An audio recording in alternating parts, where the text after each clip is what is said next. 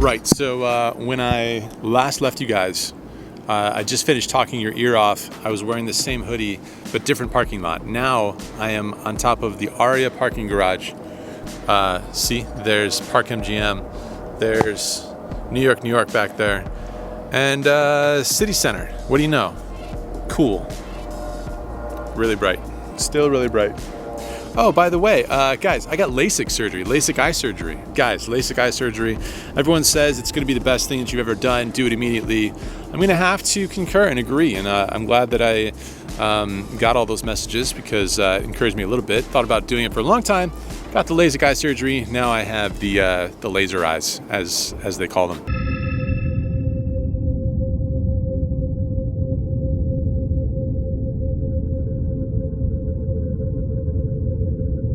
Okay, so we're going to play some poker. I'm going to try and do a little bit less talking. However, one guy is going to do a little bit of talking right now. So I'm going to introduce you to my potential, depending on how it goes, how much we enjoy it, how much you guys enjoy it, Pot Limit Omaha coach. You might have heard of him before. He works for a site that you might have heard of called Upswing. He posts his content there. I'm going to post a link down below to his content in the description box. But I'm going to play the 4-card game today here at Aria. I'm not sure if I'm going to play the 1-2-5 or the 5-5-10. I think I'm going to play the 1-2-5. If you guys remember what happened when I first started my vlogs, we started with like the 1-2 game at the Golden Nugget, just to kind of create a sense of progression. And I think we might as well do that again. It's hard for me to know exactly how much you understand PLO, and I'm not going to go, super bare bones here in terms of how the game works. But I thought it would be good for my PLO, my new PLO coach, Dylan, to give us some strategy heading in to the low stakes live PLO game here at the Aria. If you don't care about this, if you feel like you have a good grasp and you don't think you can benefit from this, I think a lot of you guys probably can, but if you feel like you have no interest, go ahead and skip to this number. That will bring you to the poker hand action discussion, hands, table action, etc. Here is Dylan Wiseman giving us the blueprint for success in live low stakes Pot Limit Omaha. What's up, everybody? Dylan Weissman here, Upswing Poker Pot Limit Omaha coach, and I have a couple very basic Pot Limit Omaha fundamentals that you can use in your first live experience. The first thing that you really need to understand is that every pot pretty much is going to be a multi-way pot. And when that's the case, you really have to have pre-flop hand selection that will do well in multi-way scenarios. One of the largest leaks that I find for newer Pot Limit Omaha players is that they see an enticing spot where there are 5 limps in front of them and they think, oh, well, because there are 5 limps, I must have the correct odds. This actually isn't how it works, because even though you have the right odds to call, you have reverse implied odds, meaning that even if you make your hand, the probability that you win isn't there because your opponent has a better hand in a ton of spots. And so when that's the case, you really have to pick the correct type of starting hands. This means hands that have ace high suits. This means the hands that have high pairs and hands that have high straight cards. Because if you have a high straight card and the flop comes, for example, 8, 9, 10, and you have 9, 10, jack, you have the high straight. But if you have 3, 4, 5, 6, you have the low straight. And when there are multiple players in the pot, the probability that someone has a hand that is the higher rank than yours is really, really probable. This is way more so than for PLO than for Hold'em. The second thing that we need to pay attention to is that because, as I said, flops go multi-ways, the amount of progression we get to take with middling hands really goes down. So if we have a medium flush or a medium straight and we're in a 5-way pot on the flop, we actually aren't stoked because the probability of our opponent having a better hand is really high. And so you have to be more passive with your medium straight hands, but more aggressive with your nutted hands and your nutted bluffs. So for example, if the flop is king, 9, 4, all hearts, and I have the 10 high flush, I don't get to be very aggressive. But if I have the ace high flush or the ace of hearts in my hand, I get to start betting immediately and betting over multiple streets because I'm the person that makes it so I either have the best hand or it's impossible for someone else to have the best hand. The third thing that's really important is that you don't really want to slow play, especially at low stakes and live PLO. The general player pool calls way too much, right? They're seeing too many flops, they're flopping hands that are kind of mediocre, and they're not folding when they make those mediocre hands. And so when we flop something like top 2 pair or a really good flush draw and a straight draw, about when we find ourselves in those situations, we want to start betting early, and then as the streets go on, start betting bigger. Because our opponents are going to be put in situations with these mediocre holdings where we get to take a lot of aggression because they don't have a very strong range. We have very good cards, and we really want to beat them up with that disproportionate interaction. So that's all I got for you. That's all you should really need for your first PLO experience. And Andrew's going to really take it from here and show you how to navigate the streets. Have fun, everybody.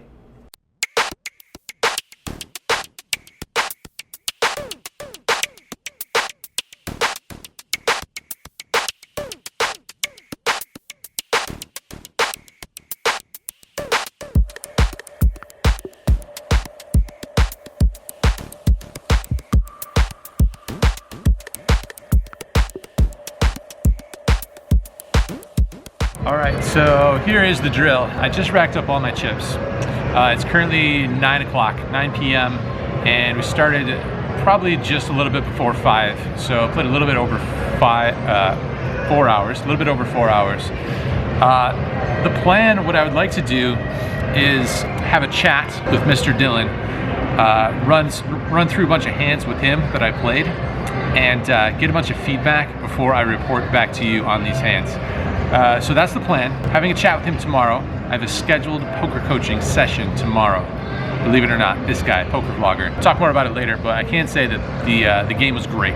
There is somebody who has come over to meet me though, and I'm gonna go grab a beer with this guy, someone that you might know.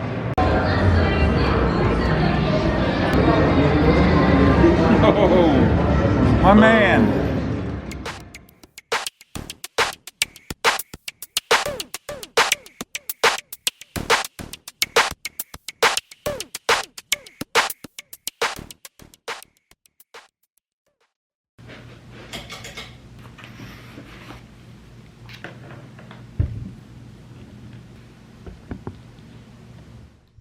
Back home now. Zoom coaching session on the books and recorded. Let's do this. 1, 2, 5 bring in pot limit Omaha with a $10 straddle on in this hand. These PLO games can play big quickly, and we're essentially playing 1, 2, 10 in this hand. Right off the bat, we look down at about as pretty of a hand as you can find. Jack 10, 9, 8, double suited. I raised it $35 first to act. The player on my left calls as well as the cutoff. 3 ways to 9, 6, 4 with 2 spades. So when you flop this well in no limit hold'em, you're usually pretty happy. And while this isn't a bad flop for our hand, we have to play it cautiously for 2 reasons. One is that we're out of position against 2 opponents, and this flop is generally going to be better for their range. They're going to have more sets, more 2 pairs, and more wraps than us here. The second is more obvious. There's a flush draw on the board that we don't have. I check, the player on my left checks, and the cutoff bets $40. I'd like to make the call here, but it's actually pretty borderline being 3 ways and us not having a flush draw. The player on my left calls, and we're still 3 ways. The turn is an offsuit 3, and I'll be done with the hand facing more action, but now it checks through. River is a pretty sweet offsuit 7, giving us the nut straight. I'm going to lead out and go for some value here. I size to $125, which is about half pot. I can and should be betting more here, just trying to get the maximum versus the second nuts. And because I have a 9, it makes it less likely that someone has a middling hand, like 2 pair. So what we want to do is basically try and cooler the second nuts for as much money as possible. Turns out I didn't miss too much value since both players end up folding. In this hand, the hijack limps in for $5 before we look down at ace jack 9 6 with nut hearts in the cutoff. If the 6 was a card slightly closer to the 9, giving us just a bit more connectivity, then I'd happily raise this up.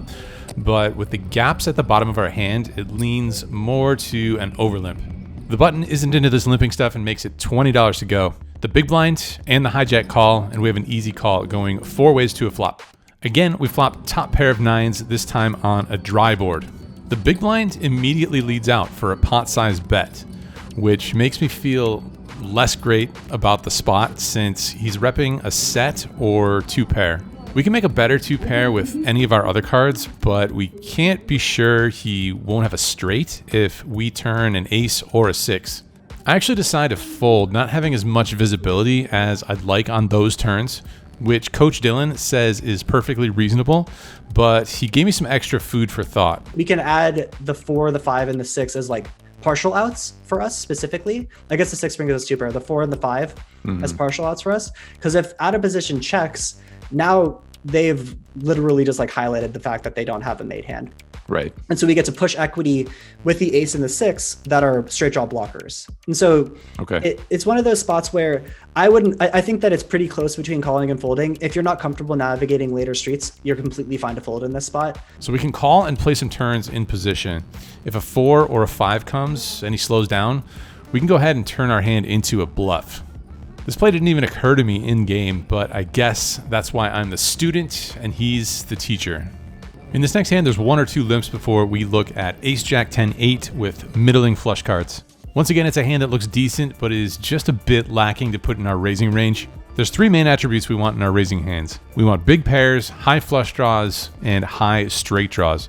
The more of those, the better. This hand has the high straight draws in order, and if we had a nut suit, we'd be looking to punish these limpers, but we're just gonna limp it here, having only a 10 high suit. We flop the nut wrap, going 7 ways on King, Queen, 7 rainbow. The big blind, who's a competent player, I've seen him in these PLO games a bunch over the years. He's going to lead into the field for $25, and it folds to me. Good draw, but not blocking any pairs. We're just going to flat call here. Heads up to a 3 of clubs, which is the second club on the turn, giving us a flush draw as well. This time the big blind checks, which is pretty odd since the nut hands haven't changed and he's facing far fewer opponents now than he was on the flop. I get the sense that he might be looking to check raise, which actually isn't the end of the world for us if that were to happen, given our holding, but I decided to take the free card. The river is an offsuit 9, once again, giving us the nuts, and he checks again to us. I cut out $55. Again, maybe on the small side since we unblock all the 2 pairs and the sets, but he thinks for a bit and then he makes the fold. In this hand, the under the gun player makes it $10 to go. There's 2 callers, and we look down at ace, queen, 10, deuce, having nut diamonds in the cutoff. I'm going to make the call here as well, and we are going to go 6 ways to a glorious flop of queen 10 10. We're flopping a boat. This game is pretty easy, you guys. It checks to the first caller in the under the gun +1 spot, who pots it for $65. We'd love to see it, and we go ahead and flat call. Everyone else folds, and we're off to a turn card, which is the 5 of hearts, second heart. And now my opponent checks. I'm definitely betting, nothing too sizable, and I go for $75. I'm happy to see that my opponent calls, and we are off to a river, which is an offsuit 9, which is a great card since it should interact with some of his hands that contain a 9. After he checks it over to me, I bet $140, and there is a bit of a theme developing here. I can definitely size up somewhat in a variety of spots, and this being one of them, because if he makes a full house on this river, he's paying it off no matter what sizing I choose. In the end, my opponent, after thinking about it, does make the call, and after I show him the full house, he shows me King Jack for a rivered straight. He might have had a 10 in there, and we'll never know, but it's definitely not a bad result. I'm just not sure if he calls the maximum with a straight on a paired board, but we're definitely going to have to work on these betting arm muscles. All right, this hand is an absolute doozy for a couple of reasons. The first being that there's a triple straddle on. That's right, boys and girls, we're playing 1, 2, 10, 20, 40 at the aria now. The action folds over to the big blind, who makes it $125 to go before we look down at queen, queen, deuce, deuce, double suited in the $10 straddle. So the issue here is that with a $40 straddle on and being $500 effective or so, we're actually only about 12 big blinds deep. That's not an ideal spot for this kind of a hand. If we think that the raiser only has aces here, we can find a fold, but if we think he opens here with even a small variety of hands, we should just go for it for all the money. At a normal stack depth, we're happy to see some flops with our double pair hands, but I am clearly not prepared in the ways of the triple straddled PLO situations. Anyway. So did you fold or you get it in? So I flatted. No. You can't. It's not. I call, and both of the other straddlers call as well. 4 ways to a jack high flop with 2 diamonds, and the big blind rips it into the 3 of us. We have no idea where we're at now, but it can't ever be that good of a spot. I fold, and everyone else gets all in, aside from me. Turns out we were up against the aces of the big blind, a trash hand on my left, and a better flush draw, king high flush draw, from the $40 straddler. In other words, our hand was decimated. You can take a guess which hand comes out victorious here in the end. If you said this one, you're a winner. In this hand, playing 6-handed and with a straddle on, there's an early position raised to $35, the cutoff and the button call, and we look down at ace, queen, queen, 3 with nut spades in the big blind. It's almost got enough going for it to put in a 3-bet, but it's definitely at least a call. The player on my left likes the price as well, and we go 5 ways to a favorable one, queen, 6, deuce with 2 hearts. We check it to the initial raiser, who gives us what we want to see. He bets $100. There's a fold before it gets even more interesting. The button raises it up to $225. It's an odd sizing, but it doesn't change our course of action. We have the nuts on a wet flop, so we're going to jam it all in for about $700. The player on my left gets out of the way before the initial raiser shrugs and calls for less. And the button doesn't seem too thrilled with what's transpired. He's lost a couple of hands recently, particularly that quadruple straddled hand where his aces went down in flames. So he's probably not in a folding mood, and I can't really blame him. He decides to put the rest of his stack in, and we're locked in for 2 more cards. The first one is not a good one, as it completes the front door flush. We're very likely going to need some help here on the river since we unblock all the hearts. One time, dealer?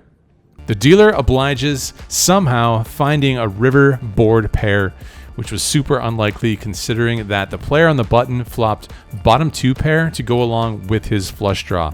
It's the biggest pots that we play down to the river, so it's good timing for us to find some serious run good.